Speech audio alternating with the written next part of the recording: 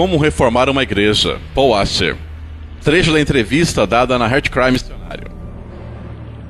Como reformar uma igreja. R.C. Sproul e John MacArthur. Quando pastores os ouvem e começam a perceber, cara, se eu pregar isso na minha igreja, eu vou acabar com um monte de problemas. Bem, aqui estão duas coisas estranhas. A primeira é a covardia. Eu me convenci de que ser um covarde é passar por cima do sangue de todo homem que eu já conheci, incluindo a mim mesmo. Nós temos que lutar contra a covardia e nós temos que lutar contra a autopreservação. Os cristãos devem saber que vão sofrer. Pastores devem saber que vão sofrer. Isso é o que nós fazemos. E defendendo a verdade do Evangelho, nós perdemos nossas posições, perdemos nossos lugares, e assim seja. Pelo menos nós temos sido os fiéis. Mas a outra coisa estranha é entrar na sua igreja sem amor, sem oração, como um touro numa loja chinesa, destruindo tudo que está no seu caminho. Antes de tudo, o que você possui que não tenha recebido, se converteu, por que está se vangloriando? Se você compreendeu as grandes verdades da fé cristã, que foram esquecidas, o que separa você dos outros foi a graça de Deus que fez isso. Você recebeu gratuitamente. Você não foi baseado em si mesmo, mas na graça de Deus. Agora trate os outros com graça. Sabe? Você vai a um lugar, quando eu fui pregar numa certa igreja durante alguns meses, eles se opuseram. Se opuseram contra mim. Era uma igreja típica do interior, muito oposta. Eu não entrei ali e comecei a explodir todo mundo. Na verdade, o que eu fiz foi ensinar sobre a família quando eu entrei. Por quê? Porque a família é basicamente um desastre na América.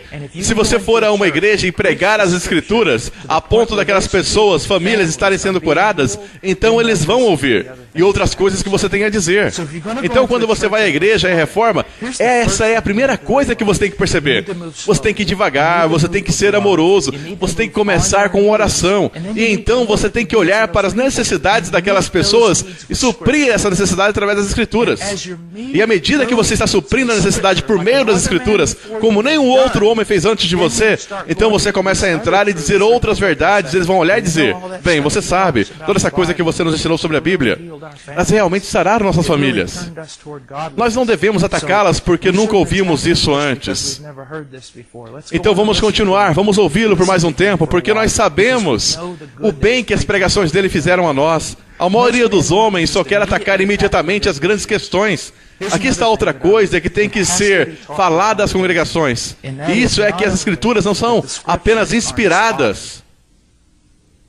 Os batistas do Sul conquistaram vitórias fenomenais quando eles sustentaram que as doutrinas das Escrituras são inspiradas e valiosas, mas isso é apenas a metade da batalha. A pergunta seguinte é, as Escrituras são suficientes? Será que nós precisamos de antropologia? Será que nós precisamos de psicologia? Será que nós precisamos de técnicas de crescimento da igreja para fazer o cristianismo funcionar? Pastor, você tem que ensinar o seu povo como confiar somente nas Escrituras. As Escrituras são suficientes. Outra coisa que o pastor precisa perceber: você está numa igreja típica na América. Você pode considerar que um grande número de pessoas, talvez a metade, talvez mais do que isso, não são convertidas. Então você tenta guiá-las às verdades espirituais. É como tentar ensinar um bode a ser uma ovelha. O pastor naquela igreja precisa ser amoroso, evangélico, cordial e tentar ganhar as pessoas para Cristo. Se você tiver uma congregação convertida, liderar é bastante fácil. Eu serei honesto, e você? Deus seja louvado.